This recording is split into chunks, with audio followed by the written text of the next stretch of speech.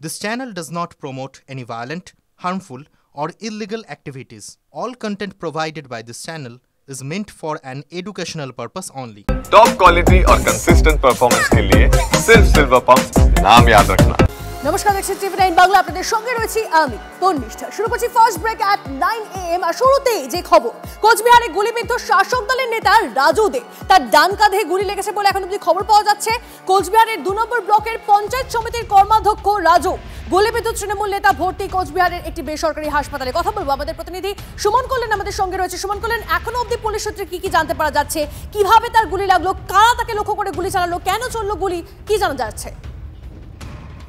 দেখো, সকালবেলা যখন আজকে আমরা ওই ঘটনাস্থলে যাই, সেখানে কিন্তু গিয়ে দেখা যায় একটা গুলি পড়ে রয়েছে রাস্তার উপরে, এবং তার পরিবার সূত্রে তার যেটা জানা যাচ্ছে যে গতকাল রাত 11টা নাগাদ তার বাড়ির সামনেই ছিলেন রাজু দে, সেখানেই কিন্তু বেশ কয়েক রাউন্ড গুলি চলে এবং তারই মধ্যে একটি গুলি লাগে রাজুর ঘাটে। এবং পরিবার সূত্রের খবর, কে বা কাহারা রাজনৈতিক কোনো শত্রুতা থাকতে পারে বা কোনো এলাকার কারোর সাথে শত্রুতা থাকবে, এবং নিয়ে কিন্তু একটা দ্বন্দ্ব তৈরি হয়েছে।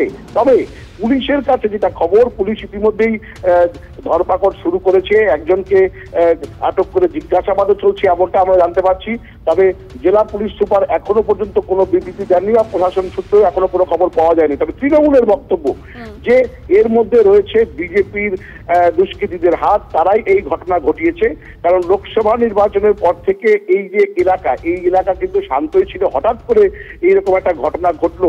আর যে জায়গায় এই ঘটনা ঘটেছে সেটা কিন্তু এই মুহূর্তে উত্তর বিধানসভা কেন্দ্র, অর্থাৎ বিজেপির গড় বলে এক সময়কার পরিচিত। তবে ইদানিং কিন্তু সেখানে তৃণমূল যথেষ্টই শক্ত ঘাঁটি তৈরি করেছে। তবে কি কারণে এই ঘটনা, এর মধ্যে কারণ কি, এবং বেশ কিছু তথ্য কিন্তু ইতিমধ্যেই পুলিশ ছানবিন করতে শুরু করেছে।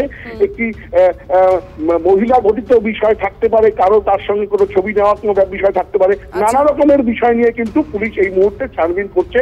তবে কোনোটাই এই মুহূর্তে সঠিক নয়, কারণ তদন্ত শেষ না হলে পুলিশের তরফ থেকে এই বিষয়ে কিছু বলা সম্ভব হবে না। একদম অবশ্যই আমাদের গোটা বিষয়টার দিকে নজর থাকবে সুমন কল্যাণ, অনেক ধন্যবাদ। অন্যদিকে তৃণমূলের তরফ থেকে কি অভিযোগ করা হচ্ছে শোনাবো আপনাদের।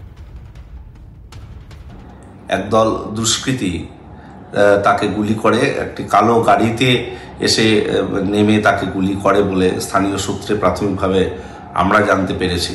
তবে এর পেছনে কারা রয়েছে এখনো পরিষ্কার নয়। তবে রাজু এলাকার অত্যন্ত জনপ্রিয় তৃণমূল কংগ্রেসের একজন নেতৃত্ব, তার নেতৃত্বে চকচকায় দল অত্যন্ত শক্তিশালী হচ্ছে ধীরে ধীরে। তো স্বাভাবিকভাবে এই ধরনের কোনো বিষয় আছে কিনা, পলিটিক্যাল কোনো মোটিভ রয়েছে কিনা, সেটা আমরাও খতিয়ে দেখছি। ঘটনার পেছনে কারণ যাই থাক, এই এরিয়াটা খুব টেনশন এরিয়া হয়ে উঠছে। কুচবিহার 2 নম্বর ব্লক, যেখানকার বিধায়ক সুকুমার রায় বিজেপির একজন হারমাদ সোকল্ড, কাজেই এই জায়গাগুলোতে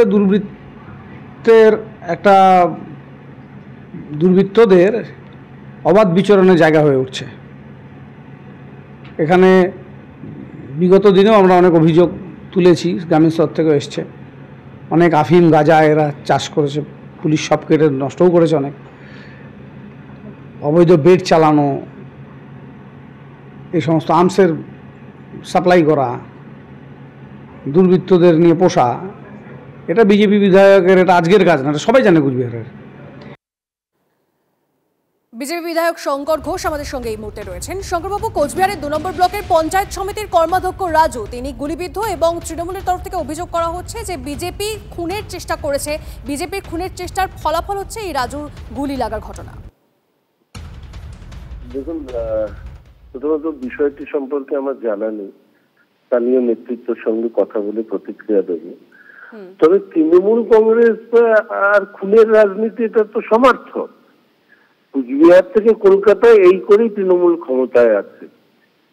ফলে ওনাদের এই সমস্ত কথা বলবার আগে ওনাদের ভাবা উচিত যে নিজেরা কি করছেন। আর পুলিশ প্রশাসন আছেন, তারা তাদের দায়িত্ব কি এখন তৃণমূল কংগ্রেস পালন করছে। ফলে অভিযোগ করার আগে অভিযোগটা কি তার তদন্ত হওয়া দরকার, এবং আমি অবশ্যই স্থানীয় নেতৃত্বের সঙ্গে কথা বলে এই ব্যাপারে প্রতিক্রিয়া। বেশ, অনেক ধন্যবাদ আপনার সঙ্গে কথা বলার জন্য।